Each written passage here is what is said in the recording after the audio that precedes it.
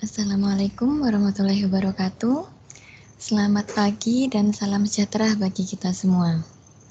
Yang terhormat, Kepala Kantor Pelayanan Perbendaharaan Negara Bojonegoro, yang kami hormati para pejabat fungsional Kantor Pelayanan Perbendaharaan Negara Bojonegoro, yang kami hormati pejabat pengawas Kantor Pengawasan dan Pelayanan Bea dan Cukai Bojonegoro, yang kami hormati Bapak Ibu Pejabat Perbendaharaan Satuan Kerja Wilayah Kantor Pelayanan Perbendaharaan Negara Bojonegoro, serta rekan-rekan media yang telah hadir pada acara pagi ini.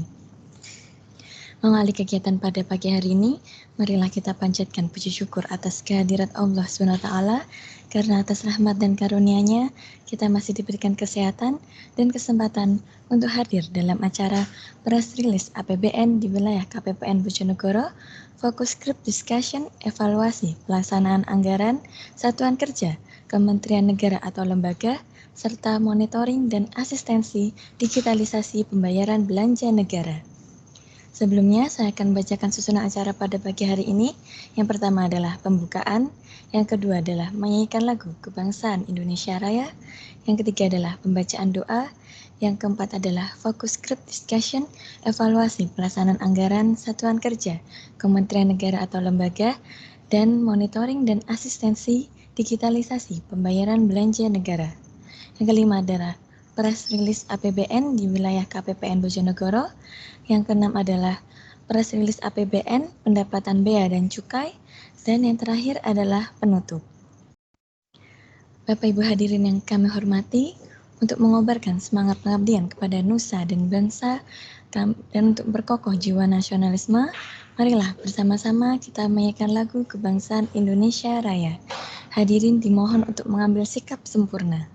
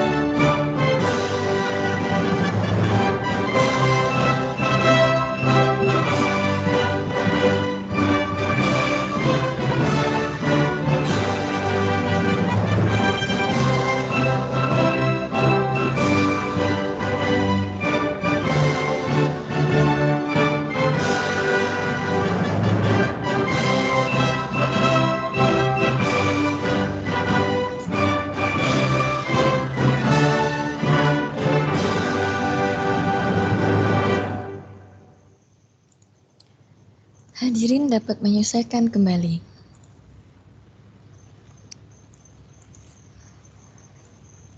Bapak Ibu hadirin yang kami hormati, sebagai ungkapan syukur kepada Tuhan Yang Maha Esa, kami mengajak Bapak Ibu sekalian untuk menundukkan kepala sejenak untuk mendoakan kelancaran dan kebermanfaatan acara ini.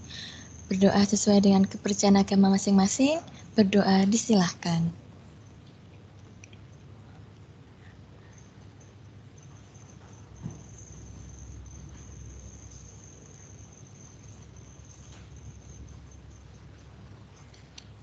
Berdoa selesai. Bapak Ibu hadirin yang kami hormati, acara selanjutnya adalah Focus Group Discussion Evaluasi Pelaksanaan Anggaran Satuan Kerja Kementerian Negara atau Lembaga, serta monitoring dan asistensi digitalisasi pembayaran belanja negara. Yang akan disampaikan oleh pejabat fungsional KPPN Bojonegoro, Ibu Dwi Ratnasari. Kepada Ibu Ratna, kami silahkan.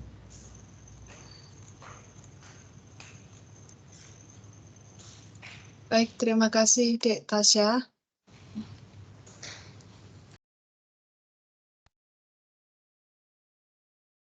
Assalamualaikum warahmatullahi wabarakatuh.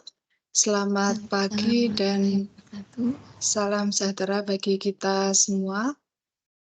Yang terhormat, Kepala Kantor Pelayanan Perbendaharaan Negara Tipe 2 Bojonegoro, yang kami hormati para pejabat pengawas dan pejabat fungsional KPPN Tipe 2 Bojonegoro, yang kami hormati para kuasa pengguna anggaran Satuan Kerja Kementerian Lembaga di wilayah kerja KPPN Bojonegoro, yang kami hormati para pejabat pembuat komitmen, para bendahara pengeluaran, para operator, serta ibu bapak peserta fokus group discussion evaluasi pelaksanaan anggaran serta monitoring dan asistensi digitalisasi pembayaran yang berbahagia. Puji syukur alhamdulillah kita masih diberikan kesempatan untuk bergabung dalam MS Teams meeting ya, dalam acara FGD hari ini pada pagi yang mendung. Di sini mendung Bapak Ibu. Pagi yang romantis ini gitu ya.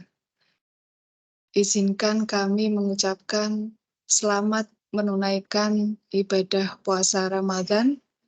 Mudah-mudahan amal ibadah kita diterima oleh Allah Subhanahu wa taala, dosa-dosa kita diampuni, dan kita mendapatkan rahmat dan ridho dari Allah Subhanahu wa taala.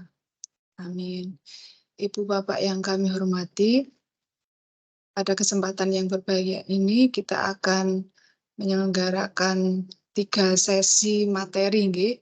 Yang pertama adalah FGD EPA, kemudian press release APBN secara keseluruhan, kemudian di sesi ketiga nanti akan hadir narasumber dari Kantor Pengawasan dan Pelayanan Bea dan Cukai yang akan membahas secara komprehensif realisasi pendapatan bea dan cukai di wilayah kerja KPPBJ Bojonegoro. Baik Ibu Bapak yang kami hormati, mohon izin share screen materi yang pertama.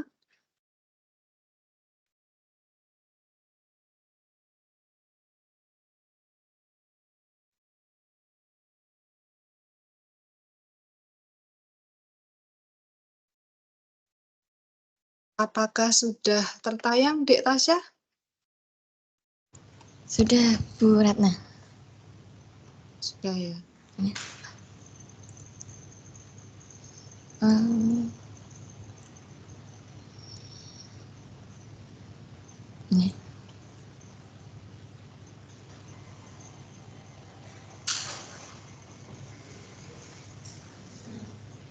Baik, Ibu Bapak yang kami hormati, pada sesi pertama ini kita akan berdiskusi ya. Harapannya sih kita bisa berdiskusi tidak hanya satu arah. Kami berharap ada juga respon dari Ibu Bapak sekalian gitu ya. Yang pertama kita akan mengevaluasi penyerapan anggaran belanja kementerian lembaga masing-masing Satker, kemudian kita akan melihat bagaimana capaian kualitas kinerja pelaksanaan anggaran. Kemudian kita akan melihat perkembangan digitalisasi pembayaran belanja negara yang meliputi implementasi DigiPay 1, kemudian kartu kredit pemerintah, dan pemanfaatan fasilitas cash management system oleh bendahara pengeluaran.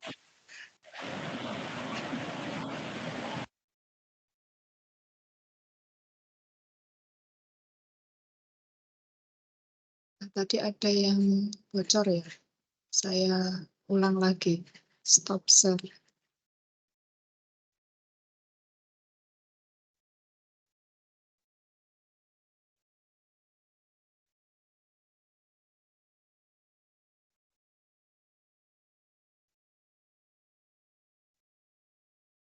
Baik, Ibu Bapak yang kami hormati, untuk realisasi belanja Kementerian Lembaga sampai dengan 29 Februari 2024 telah mencapai 258,56 miliar atau 29,05% dari alokasi pagu belanja KL tahun 2024, yaitu sebesar 889,93 miliar rupiah.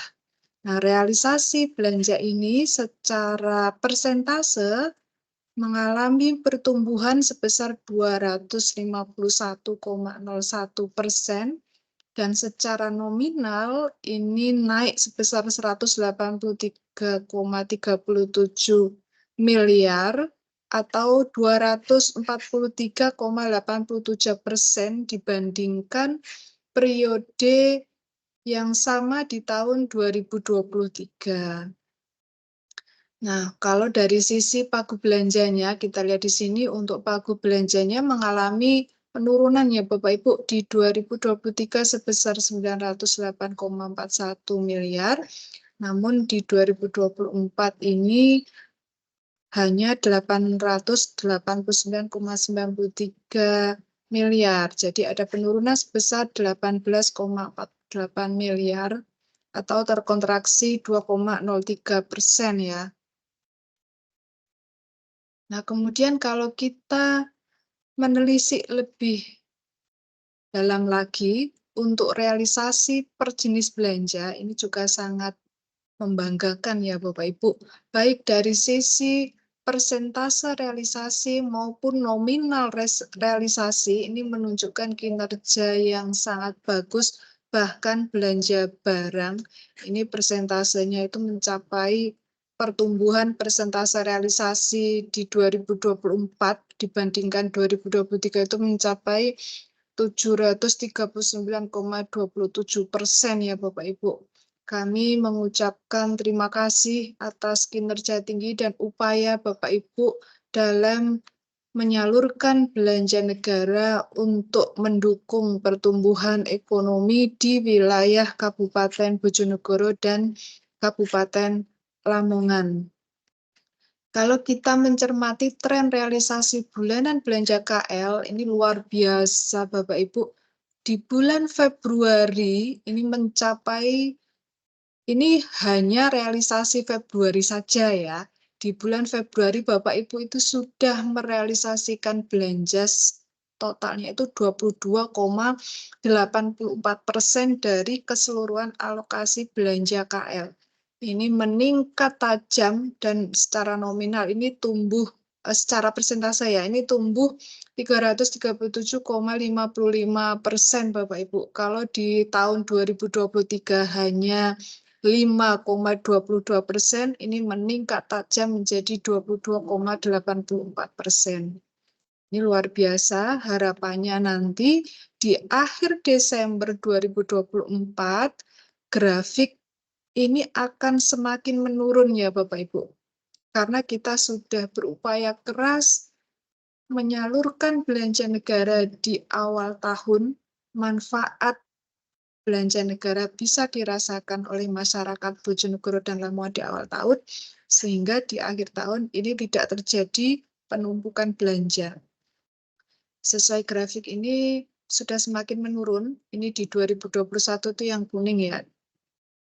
Kemudian di 2022 hijau, kemudian ini menurun lagi di 2023, harapannya nanti di 2024 bisa menembus angka di bawah 10% ya harapan kami. Nah, kemudian kita lihat di sini siapa yang telah merealisasikan belanja tertinggi untuk 10 satker tertinggi, mulai dari KPU Kabupaten Lamongan ini sampai dengan MAN 2 Lamongan ya. KPU ini bahkan mencapai 89,32% untuk KPU Lamongan.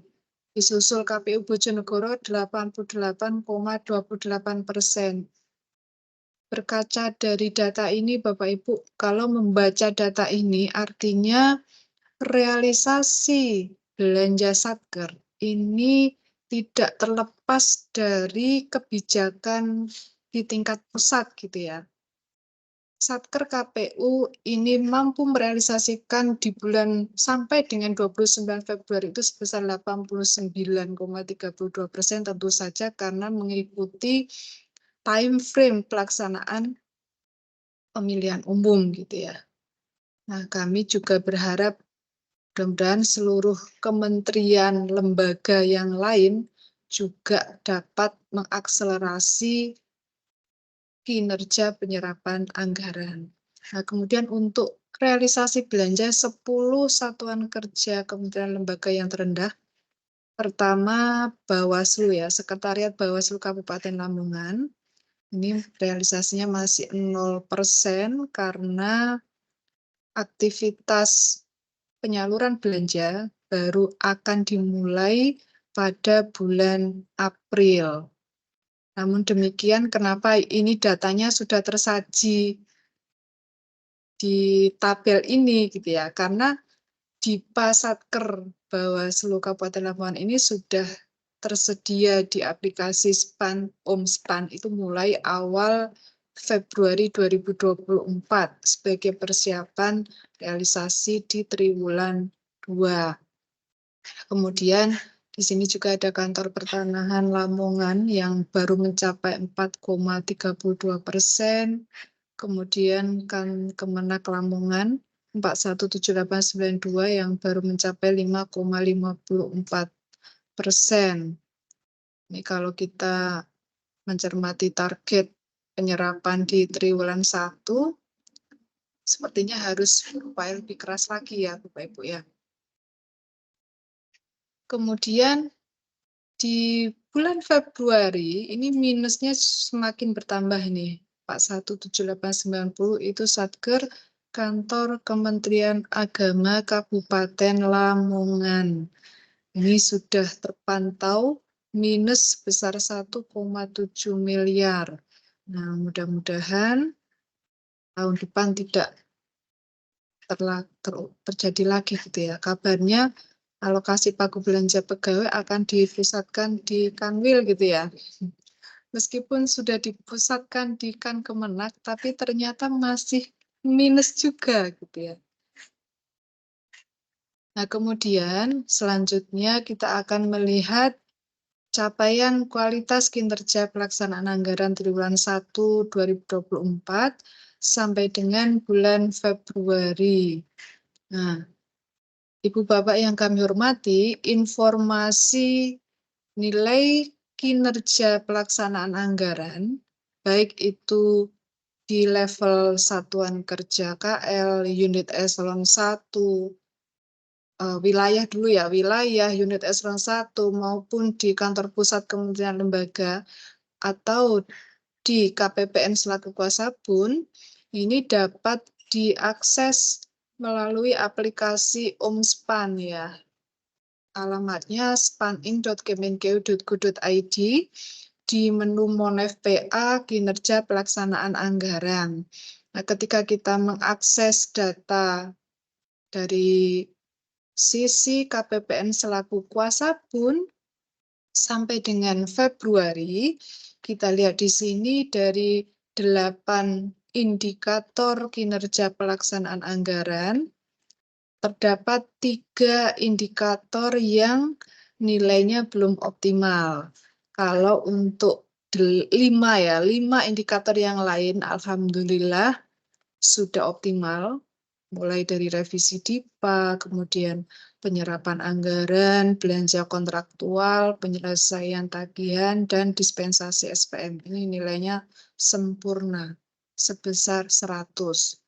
Nah, kemudian kita lihat dari sisi deviasi halaman 3 DIPA, ini nilainya yang tersaji sampai dengan Februari sebesar 86,96.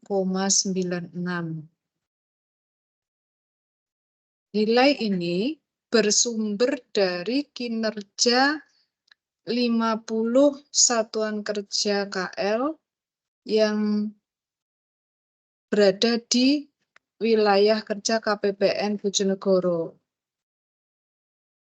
Nah, kemudian pengelolaan UPT-UP ini nilainya 99,91 dan capaian output ini nilainya masih 0. Nah, kenapa deviasi halaman 3 DIPA ini tidak optimal, Bapak Ibu? Karena di bulan Januari itu terdapat satuan kerja yang terlewatkan revisi pemutakhiran halaman 3 DIPA-nya ya. Kemudian ada juga yang sudah melakukan revisi namun angkanya tidak sesuai dengan realisasi bulan Januari dan selisihnya itu sangat tinggi gitu ya. Nah, kemudian untuk pengelolaan UPT-UP ini kenapa kok tidak optimal gitu ya? Karena ternyata setelah kita teliti data di Umspan KPPN, terdapat satuan kerja itu yang mengajukan SPM GUP meskipun tepat waktu, tapi persentase revolving GUP-nya itu tidak memadai. Artinya, misalnya kalau SPM GUP itu diajukan di hari ke-15 dari 30 hari kalender gitu ya, sejak tanggal SP2D GUP terakhir, maka seharusnya persentase revolvingnya itu minimal 50% gitu ya.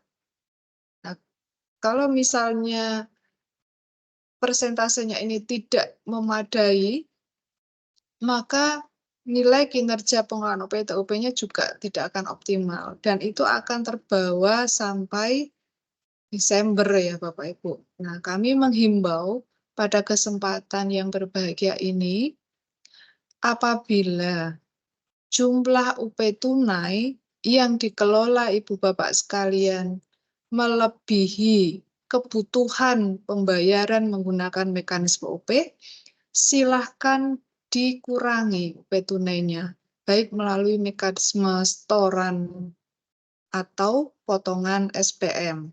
Nah, beberapa satker madrasah melihat data tahun 2023, kebutuhan UP itu sudah mulai berkurang sekitar bulan Juli ya Bapak Ibu. Jadi bagi satker madrasah, mohon kiranya dihitung kembali kebutuhan UP tunainya itu di bulan Juli. Kalau memang nanti Agustus sampai Desember ini terlalu besar gitu ya, jumlah UP tunainya silahkan dikurangi melalui pemotongan SPM GUP atau melakukan penyetoran ke kas negara. Nah, kemudian untuk indikator capaian output, ini kenapa kok nilainya masih 0 gitu ya?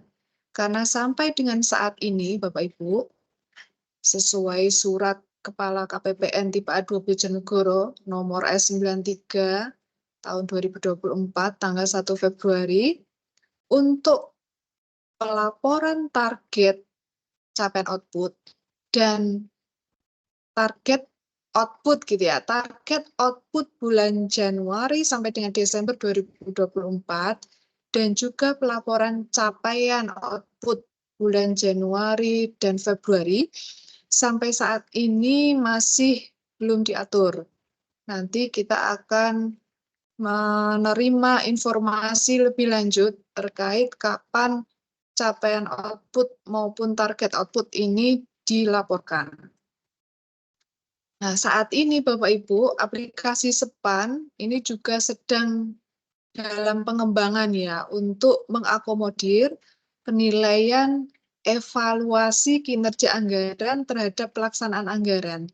Jadi nanti indikator kinerja pelaksanaan anggaran atau IKPA akan berganti nama. Nomenklaturnya akan berubah. Semula IKPA menjadi evaluasi kinerja anggaran terhadap pelaksanaan anggaran. Ini untuk memenuhi amanat PMK nomor 62 tahun 2023 tentang perencanaan anggaran, pelaksanaan anggaran, serta akuntansi dan pelaporan keuangan. Nah, dari 8 indikator yang tersaji di dalam IKPA, sesuai surat nomor S93, hanya ada 2 indikator yang nantinya akan tetap bertahan, yaitu deviasi halaman 3 DIPA dan capaian output. Nah, kemudian kita lihat nih, nilai deviasi halaman 3 DIPA KPPN selaku kuasa bun sebesar 86,96, ini sumbernya dari mana gitu ya. Mengapa kita lebih mengulas lebih detail indikator deviasi halaman 3 DIPA ini Bapak Ibu? Karena indikator deviasi halaman 3 DIPA ini merupakan indikator yang nantinya akan tetap bertahan sebagai bagian dari evaluasi kinerja pelaksanaan anggaran terhadap pelaksanaan anggaran. Kemudian yang kedua, indikator deviasi halaman 3 DIPA ini sangat menantang gitu ya. Di tahun 2023 lalu, nilai KPPN selaku kuasa bun yang bersumber dari 51 satker itu hanya 68 sekian gitu ya. Itu kategori kurang. Itu kriteria yang paling rendah di antara nilai kinerja pelaksanaan anggaran. Nah, alhamdulillah di bulan Februari ini kita membukukan nilai 86,96. Namun demikian seharusnya kita bisa lebih baik gitu ya. Kalau misalnya Bapak Ibu ingat di periode Februari lalu kita melaksanakan EPA juga di bulan Januari, ini nilai IPA kita 100 ya Bapak Ibu. Namun seiring berjalannya waktu gitu ya, setelah proses revisi itu berakhir, ternyata nilai kita tuh turun menjadi 80,39 untuk Januari. Mengapa? Karena terdapat satuan kerja yang mengajukan revisi dan disahkan oleh Kanwil DJPB, namun demikian nilai rencananya ini jauh dari realisasi belanja realnya. Nah, ini mudah-mudahan tidak terulang kembali, baik di triwulan 2 dan seterusnya maupun di tahun-tahun berikutnya gitu ya. Idealnya untuk nilai IPA Januari ini seandainya Ibu Bapak sekalian patuh gitu ya, patuh, konsisten, nilai IPA ini bisa 100 karena penyerapan ini sudah tersaji, terpampang nyata di aplikasi SPAN gitu ya. Kesempatan untuk revisi halaman 3 DIPA itu adalah 10 hari kerja pertama di bulan Februari, sementara realisasi Januari itu sudah tersaji. Ini mudah-mudahan bisa bertahan dan tidak semakin menurun ya Bapak Ibu.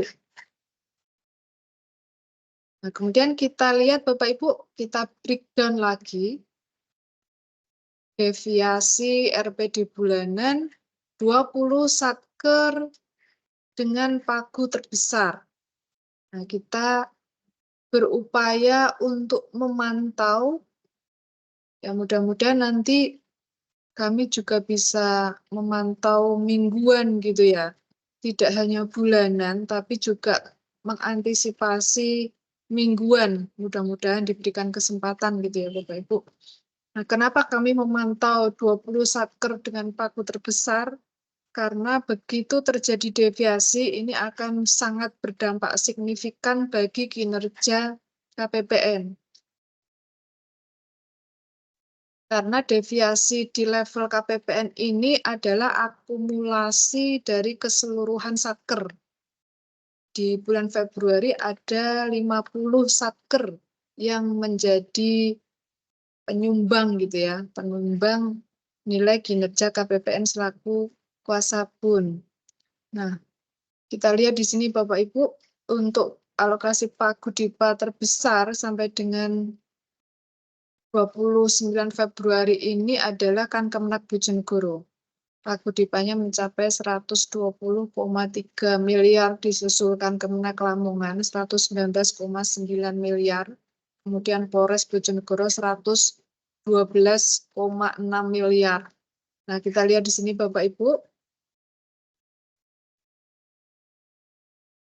Untuk Satker, kami mengucapkan terima kasih kepada Satker ini, Kantor Pertanahan Lamongan ya.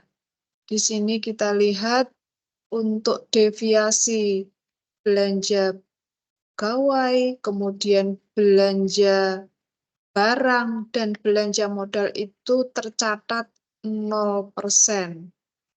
Nah, ini luar biasa upayanya. Kemudian kami juga mengucapkan terima kasih kepada Satker Pengadilan Agama Lamongan.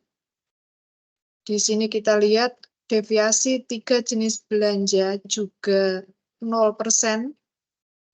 Kemudian Satker Pengadilan Agama Bojonegoro 401307, ini deviasinya juga 0% untuk seluruh jenis belanja. Mudah-mudahan Ibu Bapak sekalian dapat mempertahankan kinerja terbaik ini di bulan-bulan mendatang. Nah, kemudian untuk deviasi yang tertinggi di bulan Februari ya, di bulan Februari ini untuk belanja pegawai ada di kan Kemenak Lamongan ya Bapak Bu. Ini deviasinya mencapai 1,7 miliar. Nah, berapa sih deviasi yang ideal gitu ya?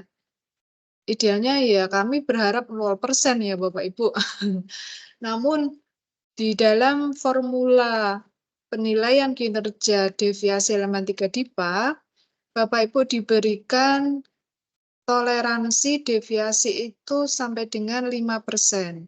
Artinya ketika deviasi rata-rata kumulatif sampai dengan periode berkenaan itu sampai dengan 5%, maka kinerja deviasi elemen 3 DIPA bisa optimal, yaitu 100.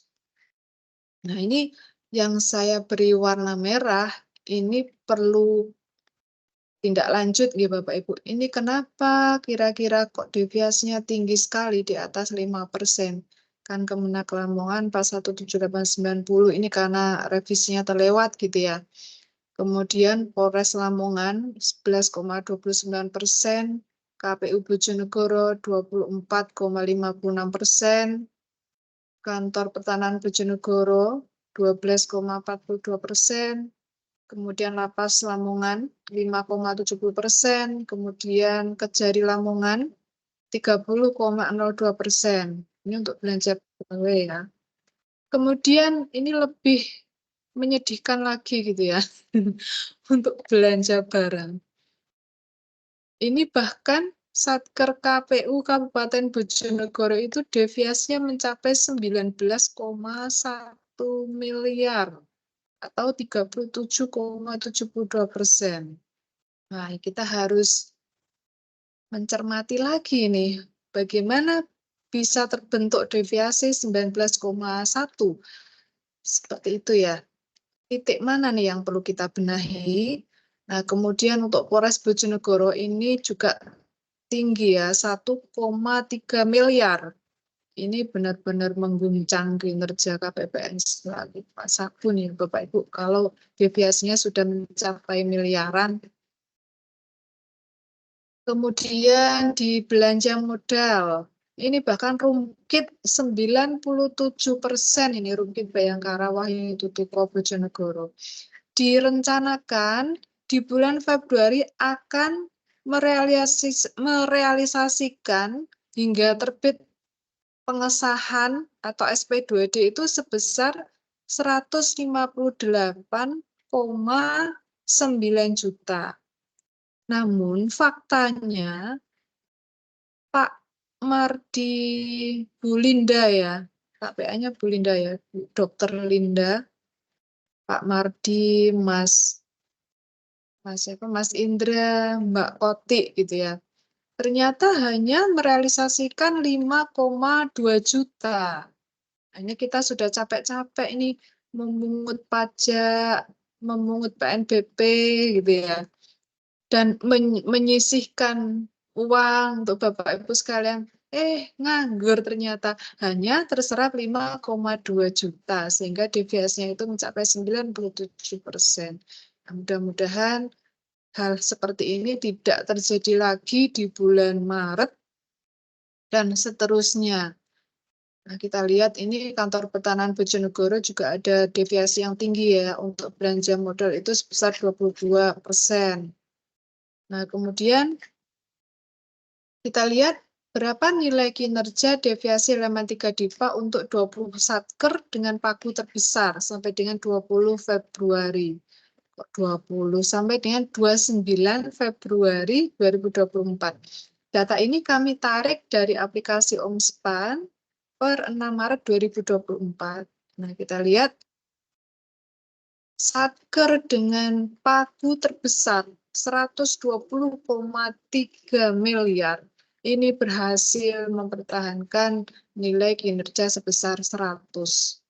Kami mengucapkan terima kasih kepada tim Kantor Kementerian Agama Kabupaten Bojonegoro yang telah berupaya keras untuk memberikan kinerja yang terbaik bagi instansi ya. Khususnya instansi lebih luasnya kepada negeri gitu ya Bapak Ibu. Nah, kita lihat di sini yang merah-merah ini berarti perlu dilihat kembali kira-kira kenapa gitu ya. Di sini yang merah itu ada berapa satker? 1, 2, 3, 4, 5. 5 satker. Kalau nilainya di bawah 70 itu berarti kategorinya kurang. Kalau di atas 70 itu berarti masih cukup gitu ya sampai dengan 83 ya. 85 itu baik ya Bapak Ibu. 85 sampai 94 itu baik, kemudian di atas 95 ke atas itu sangat baik. Ini ada Kemenak Lamongan yang masih memerlukan komunikasi dan koordinasi internal ya. Kemudian KPU Bojonegoro, kemudian Pungkit Bayangkara Wahyu Tutuko Bojonegoro, kemudian Kejaksaan Negeri Lamongan, dan KSOP kelas 3 Tanjung Pakis. Mudah-mudahan ini bisa diperbaiki kinerjanya di periode-periode mendatang. Kemudian untuk nilai kinerja deviasi elemen 3 DIPA yang terendah pada 10 satker, yang paling rendah ya Bapak Ibu.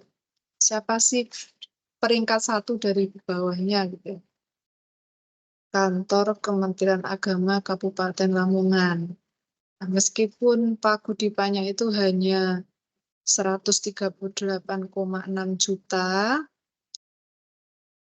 namun tidak berbanding lurus ya dengan kinerja deviasi elemen 3 DIPA-nya. Dari sini kita dapat menyimpulkan bahwa besarnya pagu DIPA itu tidak berpengaruh secara positif, tidak berbanding lurus dengan kinerja deviasi elemen 3 DIPA. Kalau berdasarkan pengamatan kami dari tahun ke tahun gitu ya, titiknya itu di komunikasi, koordinasi, dan komitmen Bapak Ibu. Dan Alhamdulillah, meskipun masih ada yang mendapatkan nilai 24,08 dari skala 100 gitu ya, 33 satker dari 50 satker atau 66% itu sudah mendapatkan nilai yang sangat baik Bapak Ibu. Dan 33 satker ini mendapatkan nilai yang optimal, 100. Kami ucapkan terima kasih kepada 33 satker yang telah berupaya keras untuk menjaga deviasi setiap bulan itu di bawah 5%. Masih ada 4 satker yang kinerjanya itu baik, kemudian 6 satker cukup, dan 7 satker yang masih kurang. Nilai ini bukan akhir dari segalanya ya Bapak Ibu. Kita masih memiliki kesempatan untuk memperbaiki kinerja hingga bulan November. Ketika rata-rata kumulatif deviasi halaman 3 DIPA itu di bawah 5%, otomatis nilai ini akan meningkat Bapak Ibu. Ini bukan akhir dari segalanya. Bapak Ibu masih memiliki kesempatan untuk meningkatkan kinerja. Kesempatan masih ada. Apakah Bapak Ibu akan mengambil kesempatan itu atau tidak? Nah, ini ada pada komitmen Bapak Ibu sekalian. Dan kami berharap nanti ada pembukaan kembali dispensasi gitu ya, dispensasi revisi pemutakhiran halaman 3 DIPA. Kenapa? Karena ternyata THR ada potensi dibayar 100% untuk tunjangan kinerjanya gitu ya. Kan sudah terbit PP nomor berapa tadi? 14 ya, tahun 2024. Nah, THR ini bisa kita cairkan 10 hari kerja sebelum Lebaran. Kalau kita melihat kalender, paling cepat THR itu dicairkan tanggal 22 Maret. Tentu saja dengan memperhatikan kesiapan sistem aplikasi ya Bapak Ibu. Nah, kalau misalnya Bapak Ibu kemarin ketika merencanakan THR itu untuk tukin hanya 50%, nah tentu saja nanti akan terjadi deviasi yang cukup tinggi gitu ya. Nah, mudah-mudahan nanti akan terbit pengaturan revisi pemutakhiran halaman 3 DIPA untuk menyesuaikan besaran THR kita gitu ya. Mudah-mudahan kesempatan itu dibuka dan Bapak Ibu tidak terlewatkan lagi gitu ya. Meskipun dibuka tapi tidak mengajukan revisi. Wah, ini sayang sekali Bapak Ibu. Kemudian apa sih langkah-langkah supaya kinerja deviasi halaman 3 DIPA itu bisa optimal? Ini senantiasa kami ulang, senantiasa kami sampaikan kepada Bapak Ibu. Mohon Bapak Ibu yang pertama itu mereview rencana kegiatan. Rencana kegiatan yang tertuang di dalam petunjuk operasional kegiatan ya Bapak Ibu. Dibedah DIPA-nya, dibedah POK-nya. Kira-kira kegiatan 1 tahun ke depan itu apa saja yang harus kita lakukan. Nah, kemudian disusun rencana penyerapan anggarannya itu per jenis belanja ya Bapak Ibu. 51 berapa, 52 berapa, 53 berapa. 51 ini idealnya mudah ya. 51 dan 53 itu relatif mudah ya Bapak Ibu. Kalau 51 kan pasti terdiri dari gaji induk, tunjangan kinerja, uang makan, uang lembur. Kita menghitung kebutuhan uang makan berdasarkan hari kerja di bulan yang bersangkutan, kebutuhan gaji induk sesuai jumlah pegawai gitu ya. Kemudian untuk belanja barang, kita sesuaikan kira-kira di triwulan 1 kita belanja apa saja, triwulan 2 dan seterusnya. Kemudian untuk belanja modal, apakah ini akan dikontrakkan atau ini pengadaan peralatan dan mesin, ini pembangunan gedung. Nah, kalau misalnya dikontrakkan, idealnya sudah diketahui termin 1 nanti dibayar kapan, termin kedua kapan, dan seterusnya gitu ya. Nah, tentu saja ketika Bapak Ibu merencanakan nilai rupiah yang akan dicairkan hingga terbit SP2D harus memperhatikan dan diselaraskan dengan target penyerapan. Nah, meskipun kita kan sudah mendengar atau membaca surat terakhir bahwa nanti yang akan bertahan sebagai penilaian kinerja itu adalah deviasi halaman 3 DIPA dan capaian output saja. Tidak lagi penyerapan anggaran. Namun sampai saat ini kan kita masih belum menerima pengaturan secara resmi gitu ya, bahwa penyerapan anggaran itu tidak diperhitungkan lagi. Dengan demikian, kita tetap idealnya menyelaraskan ya RPD bulanan pada halaman 3 DIPA itu dengan target penyerapan anggaran triwulan. Nanti di bulan April, Bapak Ibu akan diberikan kesempatan untuk menyesuaikan RPD halaman 3 DIPA untuk periode April sampai dengan Desember gitu ya. Nah, idealnya RPD di bulan April, Mei, Juni itu selaras dengan target penyerapan anggaran triwulan 2 gitu ya. Artinya belanja Januari sampai Juni untuk 51 itu minimal 50%, untuk 52 itu minimal 40%, begitu juga 53 minimal juga 40%, seperti itu Bapak Ibu. Nah, kemudian ketika Bapak Ibu sudah mendapatkan angka minimal Januari sampai dengan Juni itu 40% untuk belanja barang dan modal, 50% untuk belanja pegawai gitu ya. Nah, ini mohon diajukan revisi DIPA itu secara tepat waktu Bapak Ibu. Ya, akan sia-sia ketika Bapak Ibu sudah berpikir keras, menyusun RPD bulanan untuk masing-masing jenis belanja, sudah diselaraskan dengan target penyerapan, revisinya ditolak kan, kan gitu. Nah, jadi sia-sia Bapak Ibu upaya yang sudah dilakukan sebelumnya. Nah, untuk itu mohon kiranya pengajuan revisi itu jangan mendekati deadline gitu ya. Setidaknya 5 hari kerja sebelum batas akhir itu sudah diajukan revisi untuk mengantisipasi seandainya ada ketidaksesuaian format, ada kekurangan dokumen. Nah, Bapak Ibu masih punya waktu yang cukup untuk memperbaiki data. Kemarin di periode pemutakhiran triwulan 1, ada satker yang sudah menyusun rencana tapi revisinya ditolak, nggak tahu gitu ya. Nah, mohon ketika sudah mengajukan revisi itu dipantau secara berkala. Kemudian ketika sudah disahkan revisinya Bapak Ibu berarti kan sudah mendapatkan angka RPD bulanan yang nantinya akan menjadi basis penilaian gitu ya. Rencana itu akan dikunci oleh sistem UMSPAN.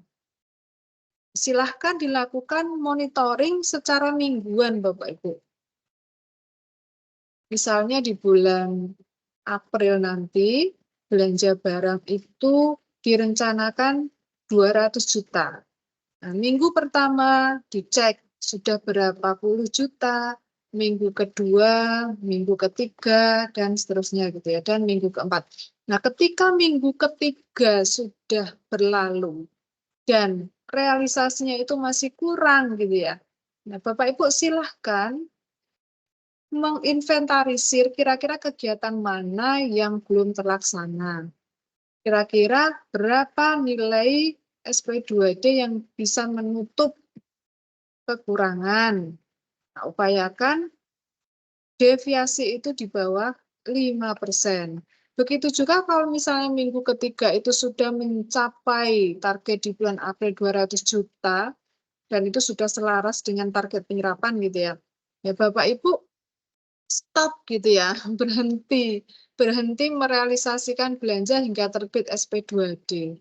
Bagaimana solusinya kalau misalnya ada kegiatan mendesak yang harus segera dibiayai? Bapak Ibu bisa mengajukan POP atau bisa mengajukan ini ya, membayarkan menggunakan mekanisme UP. atau bisa memanfaatkan KKP, seperti itu Bapak Ibu. Atau bisa memanfaatkan DigiPay. Inilah mengapa kami membuka mekanisme pembayaran itu atau kanal gitu ya, kanal pembayaran, mekanisme pembayaran yang beragam untuk memenuhi kebutuhan ibu bapak sekalian dalam pembayaran belanja negara. Gitu. Nah, kemudian resep yang paling ampuh nih Bapak Ibu, konsisten. Memang sulit ya, untuk konsisten itu sulit. Nah, Bapak Ibu, supaya kinerjanya itu bisa optimal, ya konsisten. Konsisten apa? Konsisten merealisasikan belanja per jenis belanja hingga terbit SP2D itu sesuai dengan RPD bulanan pada halaman 3 DIPA. Nggak ada kunci yang lain gitu ya.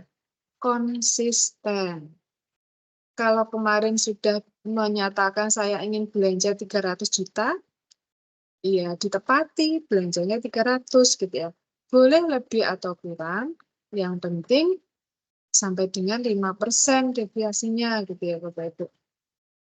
Nah, kemudian indikator kedua yang nantinya akan tetap bertahan adalah capaian output. Ini kita perlu mengantisipasi ya Bapak Ibu, mengantisipasi bagaimana supaya kita bisa mendapatkan kinerja yang optimal untuk dua indikator ya. Yang pertama deviasi halaman 3 DIPA, kemudian yang kedua capaian output.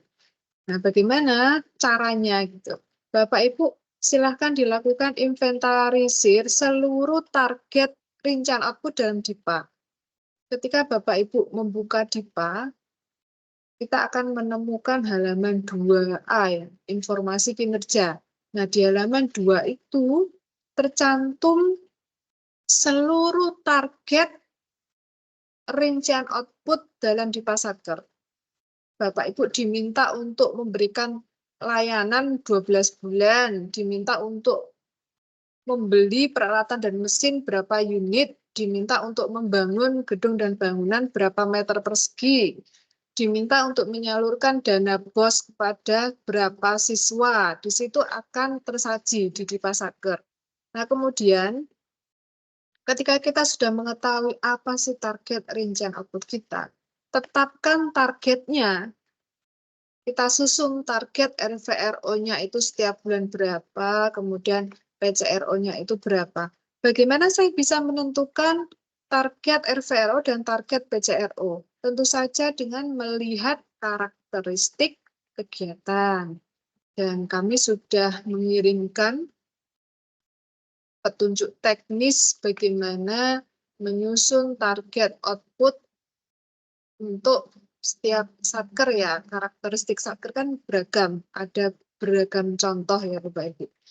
Nah, ketika sudah ditetapkan target output setiap bulan itu berapa, mohon dipastikan pengiriman target outputnya ini tepat waktu ya Bapak Ibu. Untuk periode pengiriman target output, saat ini kita masih menunggu pengaturan dari kantor pusat DJPB karena akan ada perubahan formula indikator capaian output ya. Kemudian ketika sudah dipastikan targetnya, datanya sudah dikirim, Bapak Ibu melakukan eksekusi kegiatan ini secara tepat waktu supaya nanti dapat tercapai targetnya. Nah, kalau sudah tercapai targetnya, kemudian dilaporkan secara tepat waktu ke KPPN, pasti kinerjanya itu akan optimal, Bapak Ibu.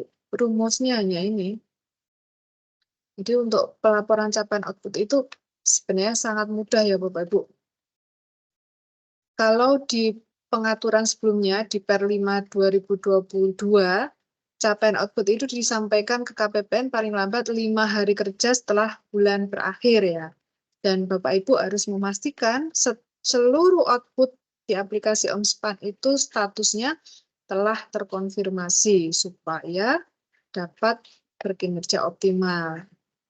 Nah, kalau untuk pengaturan ke depannya, kapan batas waktu pelaporan capaian output ini kita masih menunggu pengaturan lebih lanjut. Nah, kemudian kita masuk di sesi berikutnya, yaitu evaluasi dan asistensi digitalisasi pembayaran belanja negara. Ibu Bapak yang kami hormati, sampai dengan 29 Februari, jumlah transaksi di DKP1 ini mencapai 8 transaksi ya Bapak Ibu. Nominalnya 10,5 juta. Ini baru satu satker yang bertransaksi yaitu KPPN Bojonegoro. Kami ucapkan terima kasih kepada satker KPPN Bojonegoro yang telah bertransaksi di aplikasi DKP1. Nah, di bulan Februari, kantor pusat Ditjen Perbendaharaan ini menerbitkan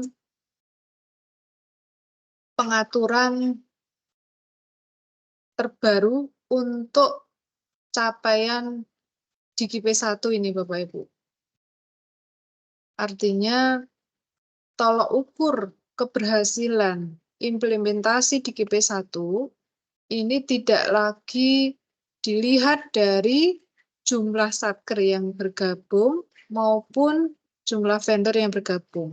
Namun dilihat dari jumlah transaksi di DKP1.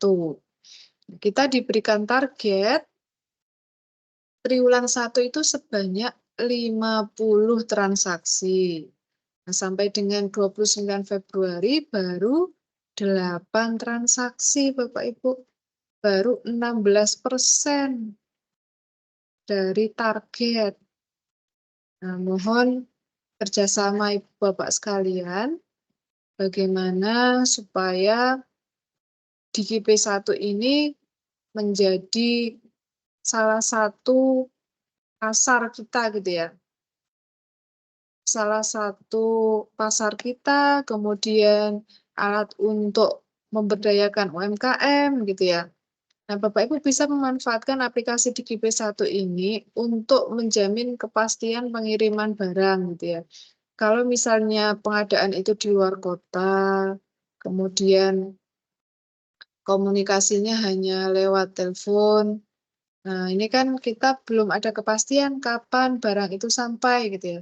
Tapi kalau Bapak Ibu memasukkan vendornya di DKP1, kemudian pengadaannya melalui DKP1, akan ada informasi kapan barang itu sampai, kemudian kapan pembayaran itu harus dilakukan, seperti itu Bapak Ibu. Dan untuk pajaknya juga Bapak Ibu tidak perlu menghitung, otomatis akan tersaji ketika transaksi itu sudah selesai gitu ya, sudah deal antara satker dengan vendor. Nah, kalau di tahun 2023 lalu sudah ada satker PA Bojonegoro, PA Lamongan, kemudian Pengadilan Negeri Bojonegoro, kemudian ada kan Kemenak Bojonegoro, kemudian Bea Cukai KPP BC Bojonegoro. Nah, ini kami juga mengharapkan satker-satker yang lain juga turut berpartisipasi dalam implementasi DKP1 karena ini merupakan salah satu indikator kinerja utama KPPN selaku kuasa bun ya Bapak Ibu. Mungkin nanti kami akan mengagendakan bimbingan teknis dan sosialisasi kembali ya. Kami akan berupaya memikirkan bagaimana supaya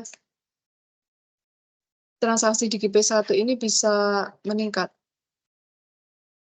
Nah, kemudian untuk kartu kredit pemerintah Bapak Ibu, alhamdulillah kalau dari sisi persentase jumlah transaksi KKP ini sudah melampaui 100% ya.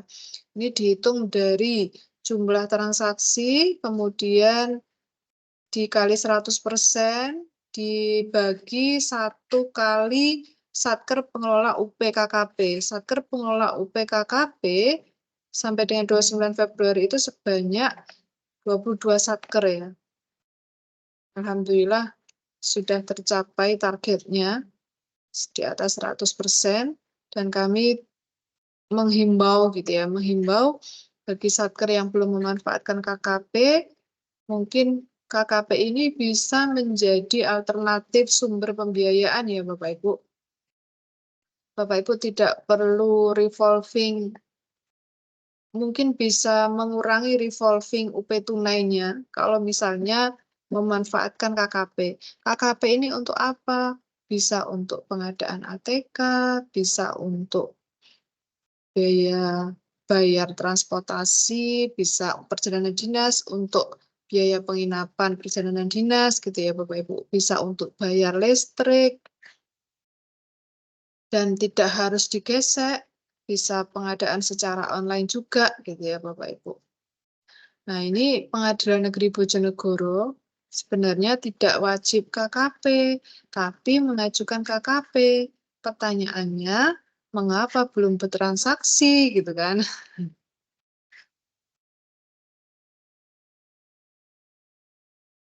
Ada 3 satker yang tidak wajib KKP tapi mengajukan UPKKP. Pengadilan Negeri Lamongan, Pengadilan Negeri Bojonegoro, dan KPPN Bojonegoro. Nah, ini ketiganya belum bertransaksi. Ini misalnya kantor pertanahan Lamongan, ini kan lumayan nih, limitnya 40 juta gitu ya. Ketika pejabat perbendaharaan misalnya KPA atau PPK menghadiri undangan dan biaya perjalanan dinasnya itu ditanggung oleh Satker Kantor Pertanahan Lamongan misalnya. Nah, tidak perlu membawa uang tunai, tidak perlu membawa uang muka biaya perjalanan dinas untuk digunakan membayar tiket maupun tiket transportasi maupun biaya penginapan gitu ya.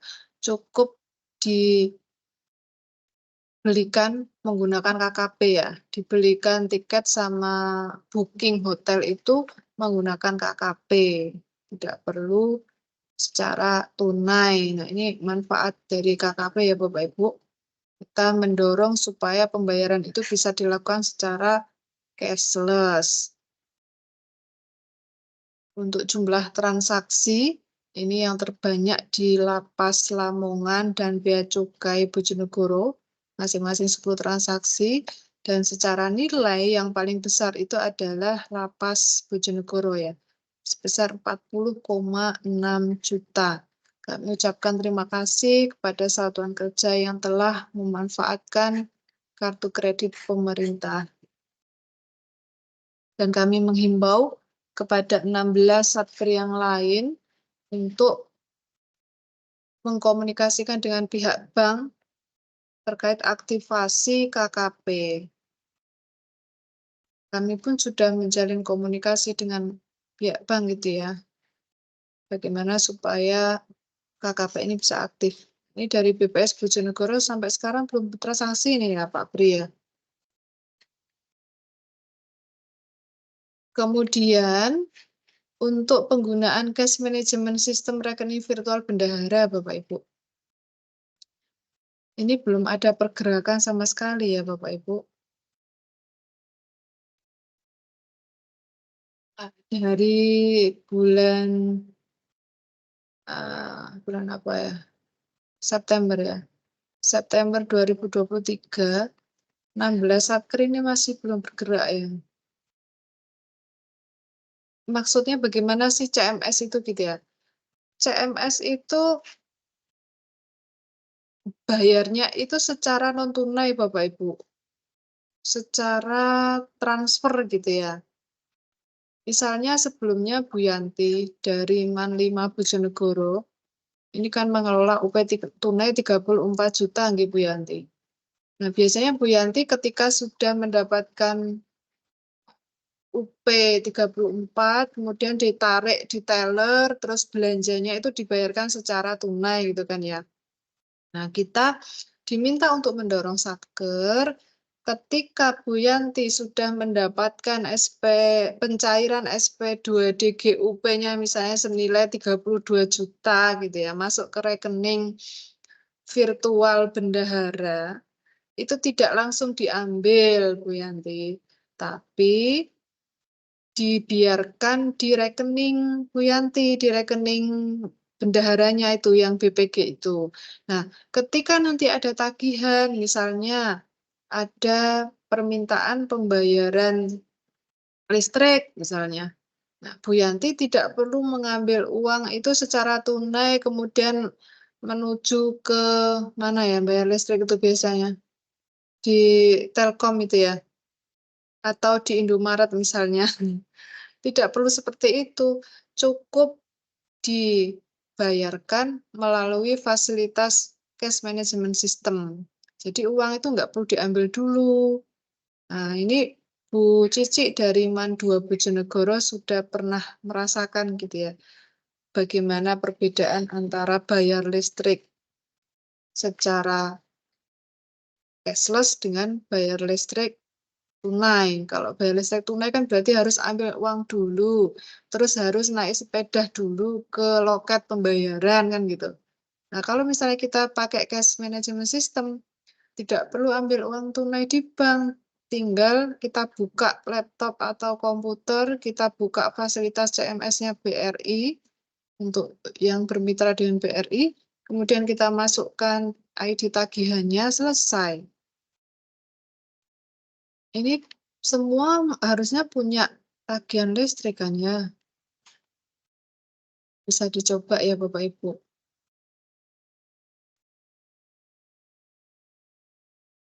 Ini kita sudah menghimbau Satker setiap bulan ya Bapak Ibu.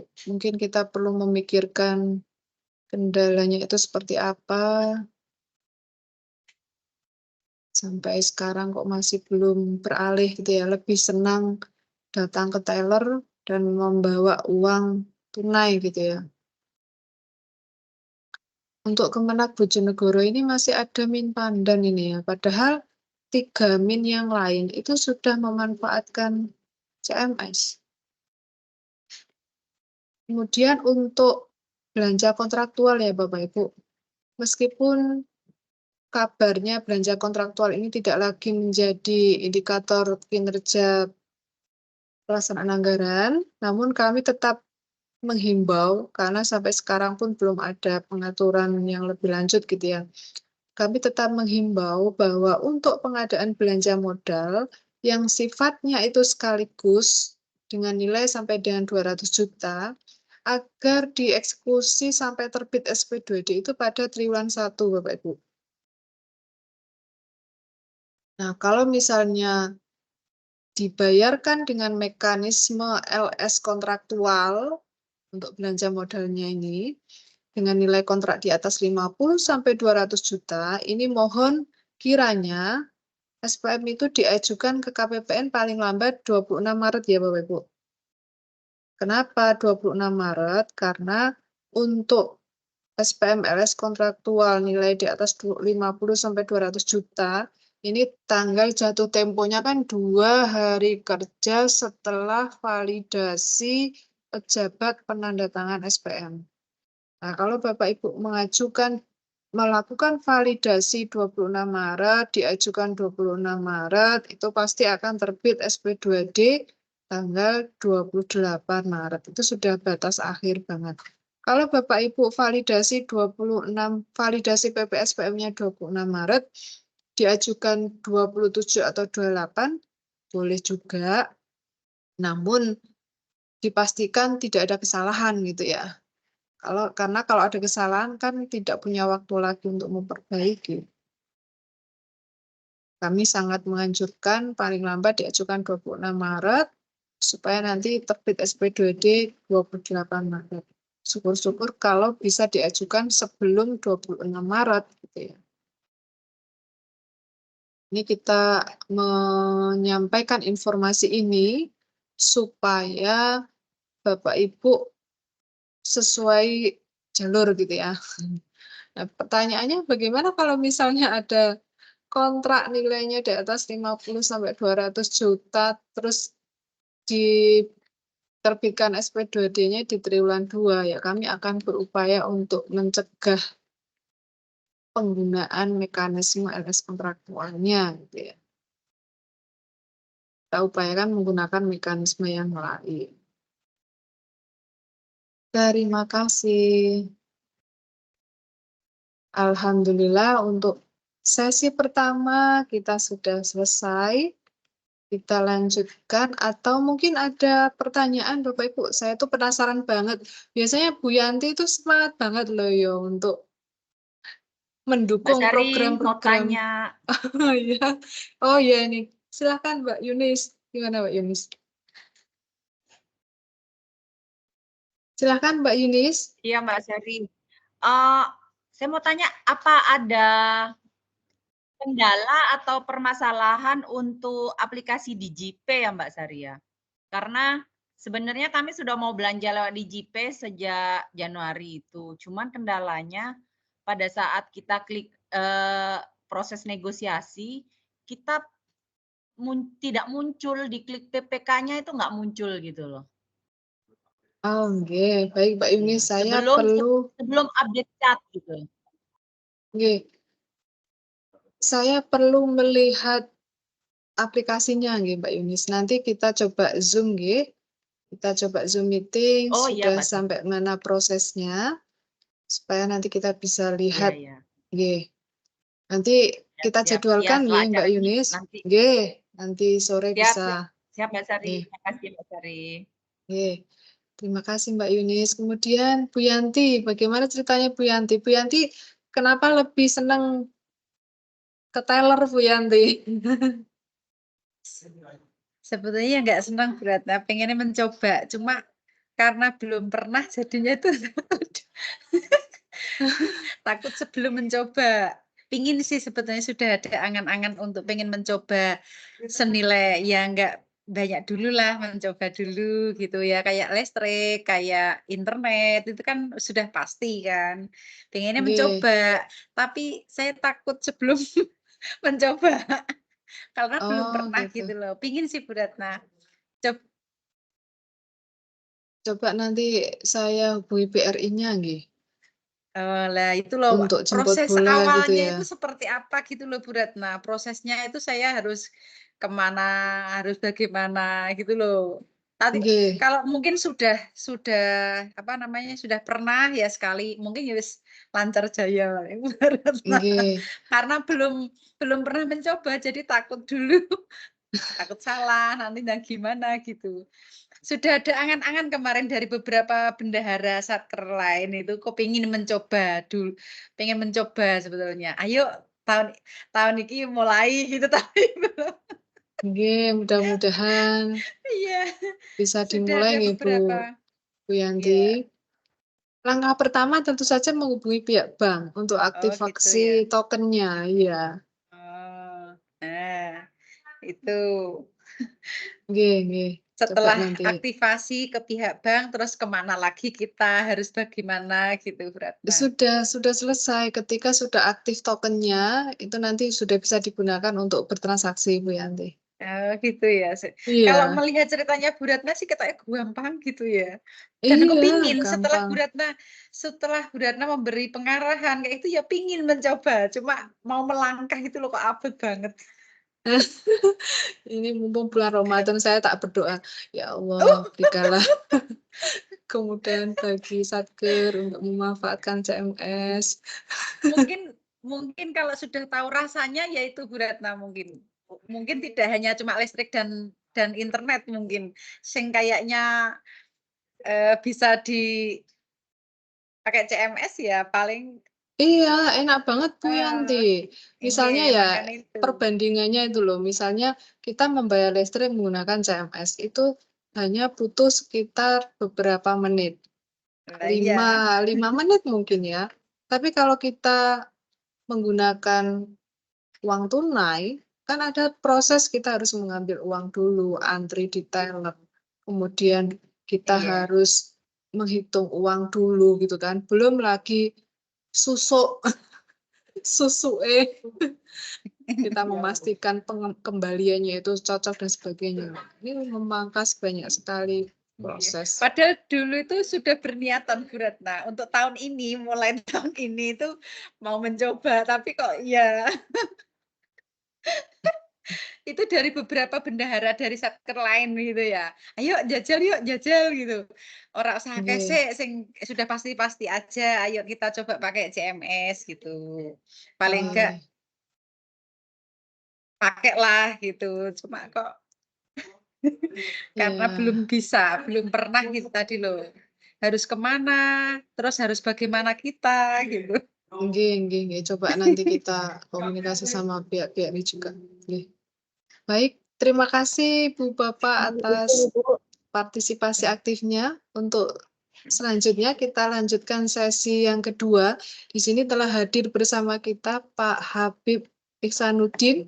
Mohon izin Pak Habib, kita lanjutkan satu sesi terlebih dahulu sebelum acara puncak kita ya.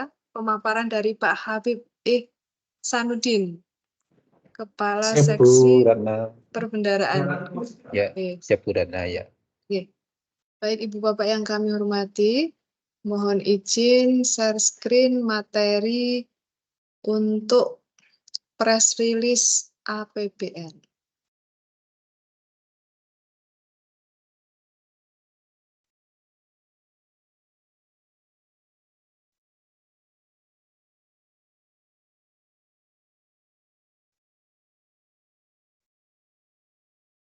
Baik Ibu Bapak yang kami hormati, pada sesi yang kedua kita akan menyampaikan press release APBN di wilayah KPPN tipe A2 Bojonegoro sampai dengan 8 Maret 2024. Pada sesi pertama kita sudah menyampaikan progres realisasi belanja sampai dengan 29 Februari. Kemudian di sesi yang kedua ini kita akan membahas progres yang up to date ya, sampai dengan 8 Maret 2024. Nah, Ibu Bapak yang kami hormati, data e-account realisasi APBN di wilayah KPPN tipe A2 Bojonegoro ini terdiri dari data pagu dan data realisasi gitu ya. Baik dari sisi pendapatan, belanja negara maupun defisit anggaran. Nah, untuk data pagu terbagi menjadi pagu pendapatan dan pagu belanja negara gitu ya Bapak Ibu. Nah, untuk pagu pendapatan Bapak Ibu, pendapatan penerimaan perpajakan ini bersumber dari teman-teman di KPPBC Bojonegoro untuk data cukai, kemudian bea masuk. Nanti akan dibahas secara mendalam oleh Pak Habib dari KPPBC Bojonegoro. Nah, kemudian untuk data pagu, pajak penghasilan, kemudian PPN, PBB, pajak lainnya, ini merupakan gabungan data dari KPP Pratama Bojonegoro dan KPP Pratama Lamongan. Nah, sedangkan data pagu PNBP yang meliputi PNBP, BLU, PNBP lainnya, kemudian data pagu belanja negara, kemudian data realisasi pendapatan, ya, realisasi pendapatan, maupun realisasi belanja, ini bersumber dari aplikasi Umspan. Sehingga ada potensi nanti data yang disajikan Pak Habib untuk cukai dan bea masuk ini akan berbeda dengan data yang tersaji di account ini, Bapak Ibu. Karena memang menggunakan sumber yang berbeda. Nah, kenapa kok tidak menggunakan sumber yang sama gitu ya? Karena keterbatasan akses gitu ya, Bapak Ibu. Mudah-mudahan nanti ini menjadi PR bagi kami juga ya. Mudah-mudahan nanti ke depannya kami bisa mengakses satu data yang sama untuk seluruh pendapatan maupun belanja gitu ya. Nah, baik Ibu Bapak yang kami hormati, untuk realisasi pendapatan negara sampai dengan 8 Maret 2024, ini di tabel ini ya, sudah mencapai 19,52% ya Bapak Ibu, atau sebesar 849,94 miliar dari target tahunan sebesar 4.353,56 miliar. Dan ini secara nominal ini tumbuh hingga 42,83%. Ini menggembirakan sekali. Dan penerimaan perpajakannya ini juga tumbuh 45,41% ya, year on year. Kemudian PNBP-nya ini juga tumbuh 14,52%. Kemudian pertumbuhan pendapatan negara ini terjadi hampir pada seluruh komponen penerimaan perpajakan dan PNBP, kecuali satu nih Bapak Ibu, pajak lainnya nih. Pajak lainnya ini terkontraksi 0,54%. Nah, kalau untuk pertumbuhan secara persentase tertinggi itu dicapai komponen PBB ya Bapak Ibu, ini mencapai 290 ya, secara nominal itu meningkat 290,11%. Kalau untuk pertumbuhan terendah itu di PNBP lainnya ya, ini 9,07%. Nah, untuk penerimaan cukai ini selalu menjadi primadona ya, cukai di wilayah KPPN Bojonegoro ini mencapai 570,12 miliar ya sampai dengan 8 Maret. Ini tumbuh sebesar 55,60%. Ini kita juga pingin nih mendengar dari Pak Habib bagaimana ceritanya gitu ya. Cukai ini bisa tinggi sekali penerimaannya di antara penerimaan yang lain. Nah, kemudian dari sisi belanja negara, Bapak Ibu, kita lihat belanja negara juga menunjukkan kinerja yang positif. Realisasi belanja negara ini mencapai 21,05% atau 1.586,84 miliar atau 1,6 triliun ya Bapak Ibu. Dari alokasi pagu belanja 2024 sebesar 7,5 triliun. Ini secara nominal tumbuh sebesar 40,84% ya year on year. Nah, ini untuk belanja KL-nya sendiri, belanja KL ini belanja untuk 51 satuan kerja di wilayah kerja KPPN Bojonegoro. Ini juga tumbuh sebesar 169,93%. Ini ditopang oleh pertumbuhan belanja pegawai 33,86%, kemudian belanja barang 506,57% dan belanja modal 193,72%. Ini menurut data yang tersaji di aplikasi Omspan, peningkatannya sangat luar biasa nih Bapak Ibu. Kami ucapkan terima kasih atas upaya keras dan kinerja tinggi Bapak Ibu dalam merealisasikan belanja KL di wilayah Kabupaten Bojonegoro dan Lamongan.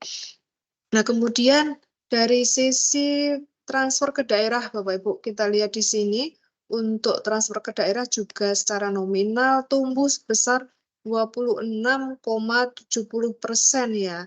Ini disumbang dari pertumbuhan dana alokasi umum 38,24%, kemudian DAK dana alokasi khusus non-fisik, ini bahkan mencapai 201,90%, dan disumbang juga oleh dana desa nih, meningkat secara nominal sebesar 113,37%. Hanya ada satu TKD yang terkontraksi, yaitu dana bagi hasil yang terkontraksi sebesar 20,94%. Nah, kemudian kita lihat Bapak Ibu, kalau di materi EPA tadi kita menyajikan data realisasi per satker ya. Nah, untuk press release kita sajikan data realisasi di level kementerian negara atau lembaga. Nah, untuk 10 KL di wilayah kerja KPPN tipe A2 Bojonegoro dengan alokasi pagu terbesar persentase realisasi belanja tertinggi itu dicapai oleh Komisi Pemilihan Umum. Nah, data pagu dan realisasi ini bersumber dari penggabungan seluruh satker lingkup KPU ya. Artinya, pagu sebesar 185,21 ini di tahun 2024 berarti ini bersumber dari pagunya KPU Bojonegoro ditambah KPU Lamongan. Begitu juga untuk KL yang lain. Nah, untuk realisasi tertinggi itu adalah KPU dengan persentase sebesar 89,39%. Sementara itu untuk realisasi belanja terendah ini adalah Kementerian Agraria dan Tata Ruang ya, yang mencapai 7,49%. Nah, secara nominal realisasi tertinggi sampai dengan 8 Maret itu disumbang oleh KPU, yaitu sebesar 165,56 miliar, dan ini berkontribusi sebesar 55,16% dari total realisasi belanja seluruh KL di wilayah kerja KPPN tipe A2 Bojonegoro. Nah, meskipun secara keseluruhan ini meningkat gitu ya persentasenya, namun ada kontraksi di Mahkamah Agung dan Kementerian Hukum dan HAM ya. Kita lihat di sini ya. Secara persentase realisasinya ini menurun gitu ya di Mahkamah Agung dan Kemenkum dan HAM. Nah, kenapa kok Kementerian Agraria dan Tata Ruang ini nilai penyerapannya itu paling rendah? Kami yakin tim pengelola keuangan, pejabat perbendaharaan di Kementerian Agraria dan Tata Ruang ini sudah berupaya optimal gitu ya. Hanya saja kebijakan di level kantor pusat KL ini sangat menentukan pergerakan di level satker gitu ya. Ya, mudah-mudahan target penyerapan ini bisa tercapai. Nah, kemudian dari sisi kinerja untuk 5 KL realisasi tertinggi dan terendah, kita lihat di sini. 5 KL dengan realisasi belanja tertinggi adalah KPU 89,39%, kemudian Kejaksaan 21,28%, Kepolisian Negara RI 20,83%, kemudian Kemenak 20,35%, dan Kementerian Kelautan dan Perikanan ini 19,37%.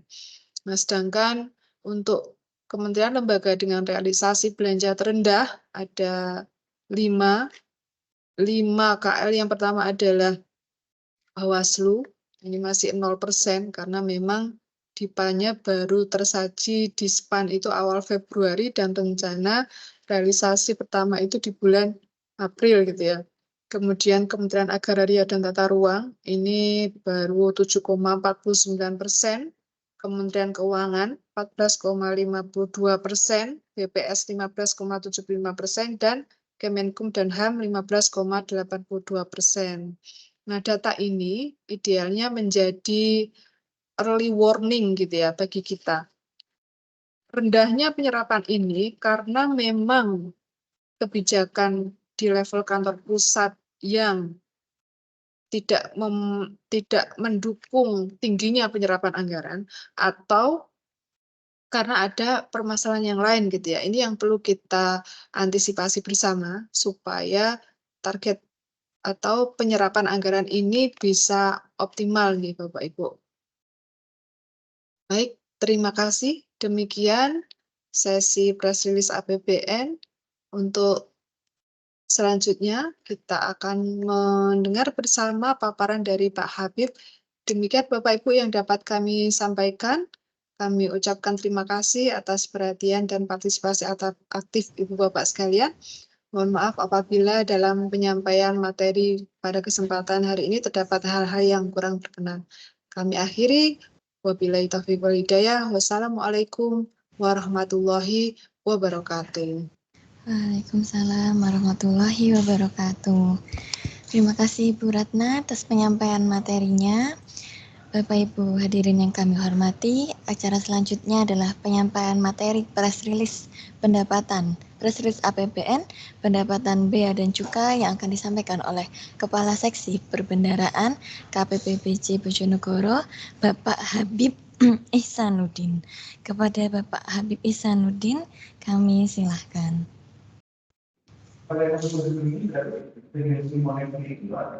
Assalamualaikum warahmatullahi wabarakatuh. Waalaikumsalam warahmatullahi wabarakatuh. Mohon izin suara saya terdengar nggak, Bu? Siap, sudah Bapak. Terima kasih Ibu Tasya Nabila, terus Ibu Dwi Ratnasari. Sebelumnya rekan-rekan dulu kami dari Bea Cukai Bojonegoro, dari seksi Perben. Sebelumnya pimpinan kami menyampaikan salam tidak bisa menghadiri acara pada hari ini. Beliau sedang ada kegiatan pada hari yang sama, Bu. Mohon izin, saya boleh sharing? Siap, silakan Bapak.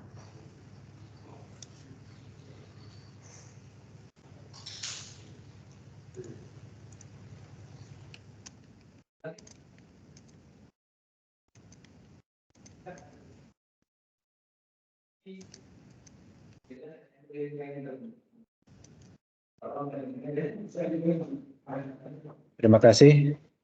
Sebelumnya, yang terhormat para pejabat administrator, yang terhormat para pejabat pengawas di lingkungan Kementerian Keuangan dan seluruh peserta press release APBN pada pagi hari ini. Pertama-tama mari kita panjatkan syukur alhamdulillah karena pada kesempatan hari ini kita bisa bertatap muka walaupun hanya lewat MS Teams. Semoga ada keberkahan di bulan puasa pada hari ini.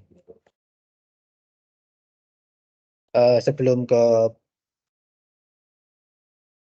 melihat kinerja penerimaan bahwa KPPBJ Bojonegoro membawahi dua wilayah kerja yaitu di wilayah Tuban dan wilayah Bojonegoro. Kita mempunyai 20 perusahaan penghasil tembakau atau kita membawahi 20 NPPKJ, kemudian ada 16 pengguna jasa di bidang kepabeanan.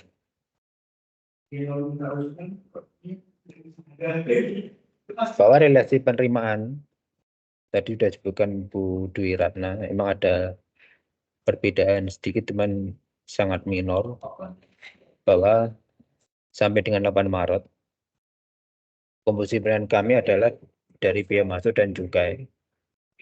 Target kami total 3,124 triliun selama di tahun 2024 ini. Jadi realisasi kami sampai dengan Maret itu adalah 570,2 miliar atau tumbuh sebesar 55,59%, atau capaian tahunannya kita sudah 18,25. Capaian ini sebenarnya kita on the track sesuai dengan proyeksi kami.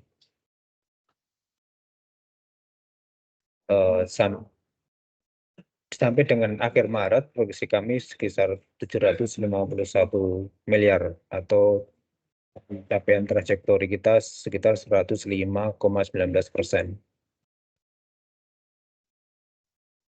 Itu adalah realisasi penerimaan kami sampai dengan 8 Maret. Nah, ini adalah detail dari penerimaan di Bea Cukai. Bahwa penerimaan kami bersumber dari dua sumber. Itu adalah penerimaan pabean dan penerimaan cukai. Dari penerimaan pabean, itu dari ada penerimaan impor sebesar 101 juta. Kemudian dari penerimaan cukai sebesar 570,118 miliar. Jadi perlu diketahui bahwa penyumbang penerimaan terbesar di wilayah Bojonegoro adalah di bidang cukai. Itulah komposisi penerimaan kami sampai dengan 8 Maret 2024. Kemudian apabila kita bandingkan dalam periode yang sama sampai dengan 8 Maret, penerimaan kami tumbuh 55,59% dibandingkan dengan periode yang sama di tahun lalu. Kalau kita lihat trennya adalah pertumbuhan dari periode yang sama dari tahun ke tahun semakin meningkat seiring dengan target kami.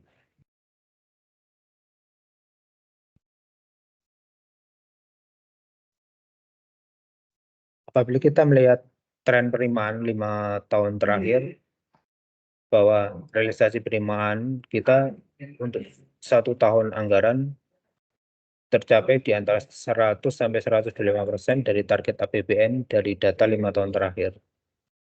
Hal ini menunjukkan bahwa potensi di Bojonegoro, kita lihat tabelnya bahwa tahun 2019 target kita masih di angka 800 miliar.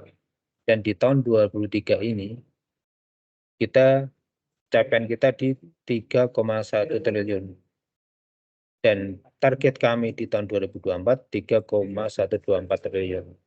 Hal ini menunjukkan bahwa potensi di Bojonegoro sangat bagus dari sisi penerimaan.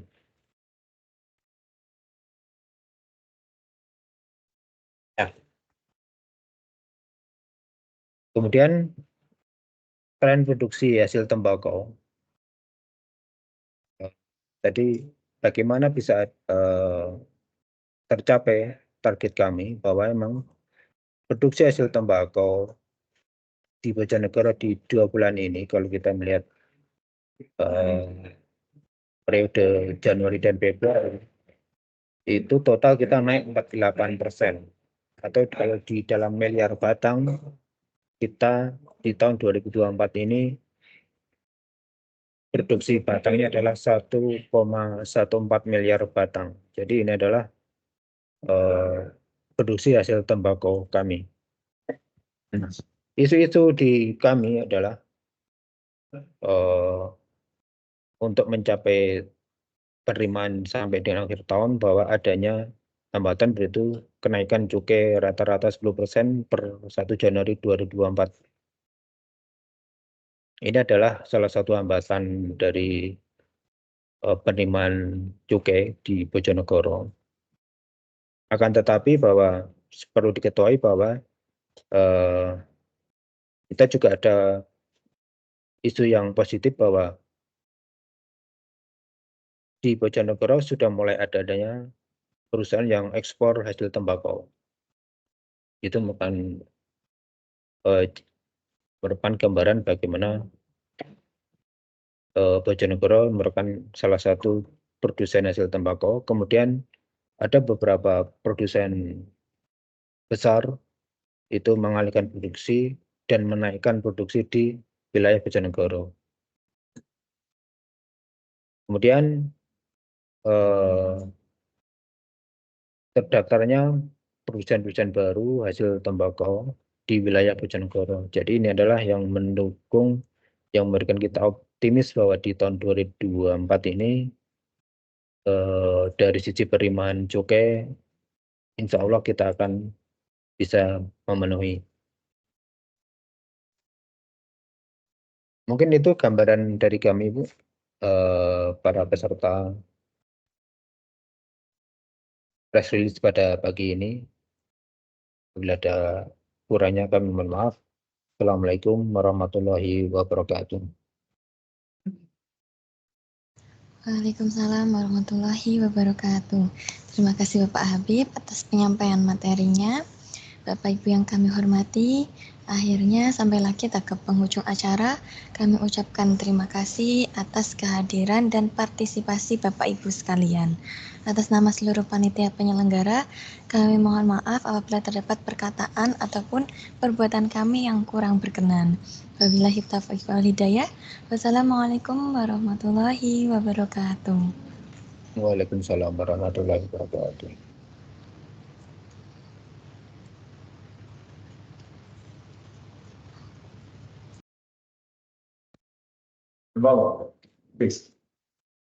Mohon izin lift, Ibu. Assalamualaikum. Waalaikumsalam. Terima kasih, Bapak. Terima kasih banyak Pak Habib. Baik Ibu Bapak yang kami hormati, mohon izin kami akhiri pertemuan kita pagi hari ini, nggih.